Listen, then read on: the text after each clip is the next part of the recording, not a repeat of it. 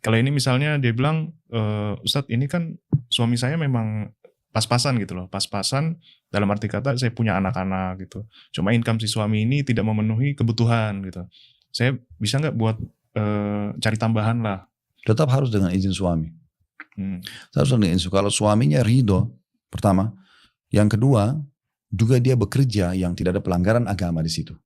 Kayak dia bisnis online, mungkin dia bekerja menjadi tenaga pengajar di SD, misalnya yang semuanya akhwat, atau yayasan sosial, bidang keakhwatan misalnya. It's okay, asal suaminya ridho. Masih ada celah ya, Ustaz? Ya. Masih boleh ya? Ya, tapi kalau hanya sekedar mengatakan tidak cukup dan hitungan tidak cukup juga, ini harus dilihat ya. Tidak cukup ini dari siapa, pandangan siapa. Karena kalau dari pandangan dia pribadi, ini harusnya duduk diskusi. Makanya saya sering bahas di dalam bab nafkah itu, hari kita sempat singgung ya. Jadi kalau mau lebih bijaksana dalam masalah nafkah, duduk aja sama istri. Ayo kita duduk yuk, kira-kira kebutuhan di rumah apa aja.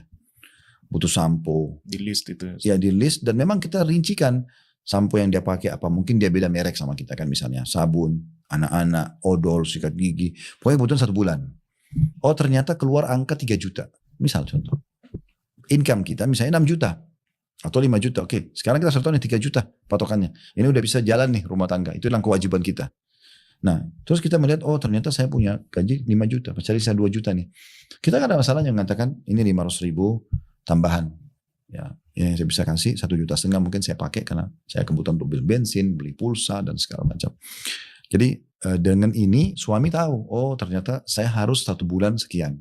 Oh gitu. Ya. Jadi dia bisa cari pekerjaan yang memang menutupin kebutuhan dia itu. Karena kalau tidak, maka nanti jadi masalah terus kan setiap bulan. Harus utang, ribut, karena memang gak cukup gitu.